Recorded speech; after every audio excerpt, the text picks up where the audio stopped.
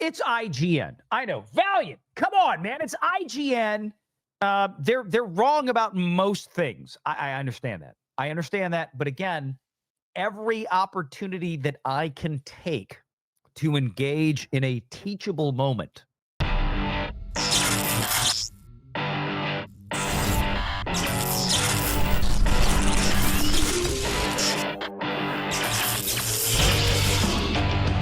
Renegade Online.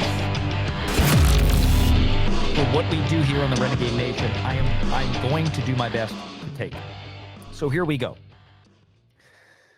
IGN's headline was thus: a disappointing performance from John Wick spinoff Ballerina has left Lionsgate facing a $94 million quarterly loss.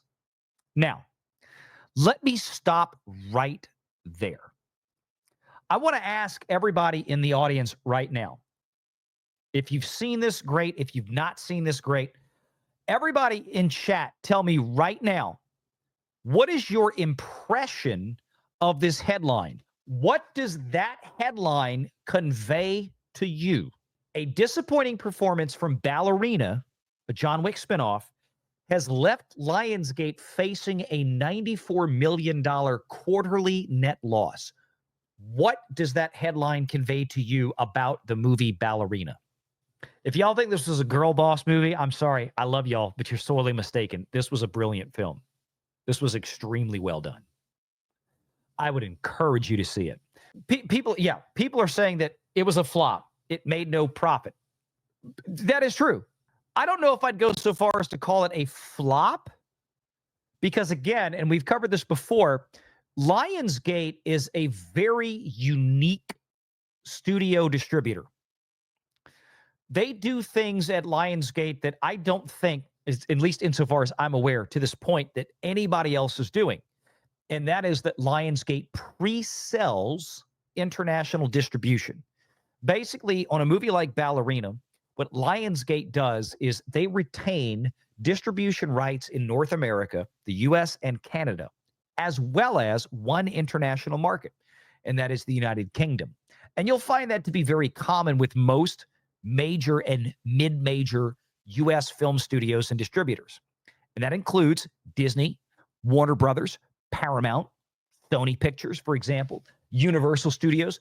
All these guys have both North American native distribution, and they also have UK distribution as part of their big corporate umbrella. Most other places on the globe, they will third party out international distribution to in a lease back situation.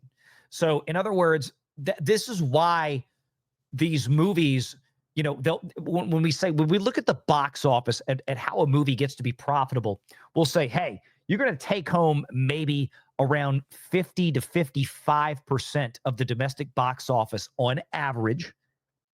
And then on average, excluding China or ex-China, you're going to take home about 43% of the box office, because there are so many additional layers of distribution and people taking cuts of the pie when it goes to international territories. UK is mostly one of those exceptions. Here's the deal, though. Lionsgate up front will sell it where they're not distributing, cash up front. So we knew, and we covered this story before a while back, probably when Ballerina came out, maybe 2 months ago, or maybe a month and a half ago, whatever it was. Ballerina, Lionsgate pulled in about $40 to $50 million up front before the movie was released. The picture had a budget of $90 million, and that mostly went over budget by about $30 to $40 million because they went back for massive redos. They realized when they finished the picture, you know what? We really need Keanu in here. We need to retweak the ending, and we need to add Keanu Reeves' John Wick into it. I think it was a very intelligent move. The movie was brilliantly put together, and it was a perfect balance between Ana de Armas's Ballerina assassin character and John Wick. And John Wick, you knew, He could have killed her at any moment he chose. There was no doubt left in your mind. But Ana de Armas's character, the ballerina, was given a lot of space, and the writing on this was brilliant to not be a girl boss movie, but to respect immensely John Wick, while at the same time building up her character, Ana de Armas's character, giving her space. I thought it was an exceptionally well-written balance. I love this movie, and I've had it on pre-order now for physical media for a month. Okay, here we go. So right off the bat, Ballerina had already recouped at least half of its production cost before a single movie ticket was sold. IGN misses that point. Totally misses that point. Okay? While Ballerina didn't profit at the box office with its $90 million production budget, it already had recouped $45 million of it with pre-selling to international distribution. Also, when Lionsgate pre-sells those international market, it also alleviates the burden they have to face that most other studios would of having to then spend global prints and ads in all of the markets they had already pre-sold it into, as opposed to leasing it out. This is why I've said I think Lionsgate has one of the smartest business models in Hollywood. It works great for them because they're not a Warner Brothers. They're not Universal. They're not Disney. They're a mid-major. They make some great but they don't have anywhere near the capital that these other companies have. So check this out. Let's click in. John Wick spinoff Ballerina stumbles, landing Lionsgate with a $94 million quarterly net loss.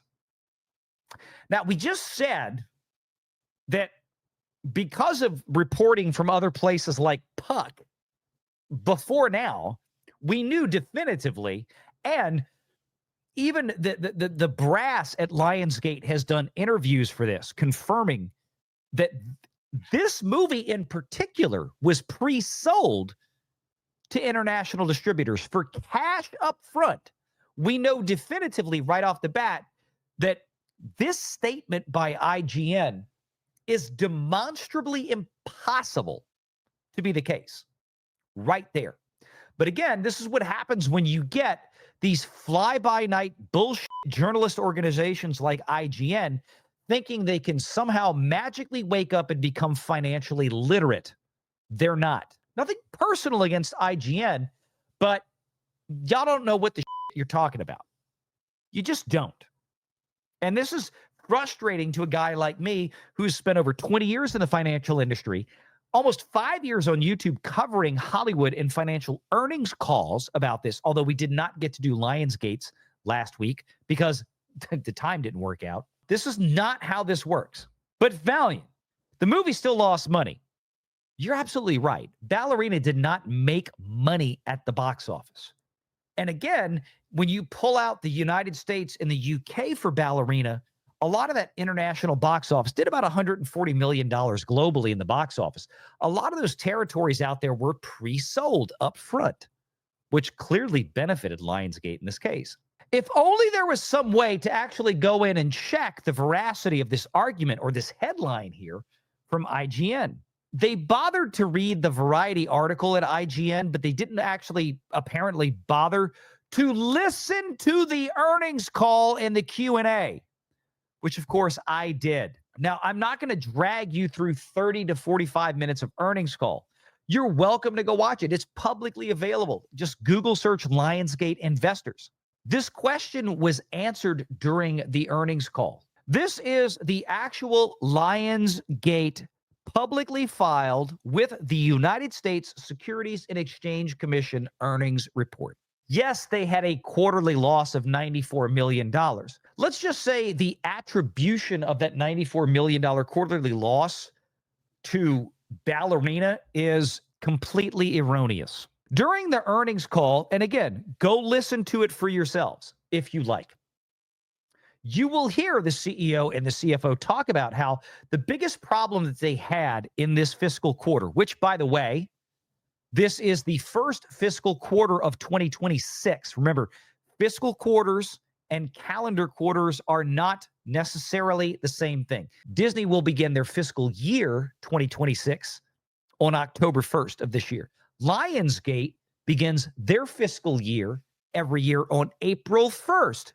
So this is why this is the first fiscal quarter for 2026 for Lionsgate. $94 million loss. Lionsgate in this fiscal quarter was also breaking ranks. They were splitting up financially from Stars. We've been talking about this for a while. There were impairment charges in here for IP and everything with the separation. To say that Ballerina caused the $94 million quarterly loss is at best highly misleading. At worst, it's absolute bullshit. How do we know? Let's actually take a moment, unlike IGN and maybe even Variety Magazine, to read the United States Securities and Exchange Commission filing of their 10K. First quarter segment results. Motion picture, which is where Ballerina would clearly fall under. Motion picture segment revenue and segment profit decreased to $267.3 million and $2.4 million respectively, meaning that total motion picture segment top line revenue for the fiscal quarter was $267 million. Total operating income, meaning their profit line for the motion picture segment, was $2.4 million. Now, wait a damn minute. IGN just told me that Ballerina, a John Wick spinoff, lost the whole $94 million, or led the loss of $94 million for Lionsgate. If that was the case, then the motion picture segment would show it. Not only did the motion picture segment not show a $94 million loss, it showed a $2.4 million profit. I'm confused. IGN told me that this was not the case, but yet their publicly filed financial reporting says that this is not the case. What happened? Well, if you actually listen to the earnings call, which I did, all 40 minutes of it, you will find in there that what Lionsgate tells you during the earnings call in the prepared remarks, and then goes into a little bit more depth during the Q&A, is that, yes, Ballerina clearly underperformed. However, the big problem that Lionsgate had in this fiscal quarter was, apart from the impairment and the separation from Stars, the closure of that deal, right, was that they had 3 releases in this fiscal quarter in theatrical. They had 2 in the previous fiscal quarter of 2020, well, calendar year 24, the same 3 months in 24 versus this 3 months, April 1st to June 30th of 2025. They had 3 releases this year, including Ballerina, 2 last year, which means they had additional prints and ads that came into this fiscal quarter, 20 million more, according to the Lionsgate CEO and CFO. On the earnings call, they had an additional roughly $20 million in global marketing expenses this quarter versus last year because of an extra movie they released. Go listen to the earnings call. You'll find out that I'm 100% right. On top of that, Lionsgate also reported that during the earnings call that one of the things that made last year's fiscal quarter the same fiscal quarter that they're doing the year-over-year comparison for here so much better was because they had a stronger slate from Q4 of 24, namely with Rachel Ziegler's The Hunger Games prequel thing, and I forget the other movie that spilled over into that first fiscal, or the first fiscal quarter of 25. They didn't have it this time. Again, all of the information was there, publicly available. And yet, somehow, IGN completely the bed. and got this dead wrong. Make sure you're subscribed to Valiant Renegade and join us every Sunday at 6 p.m. Eastern for the live show.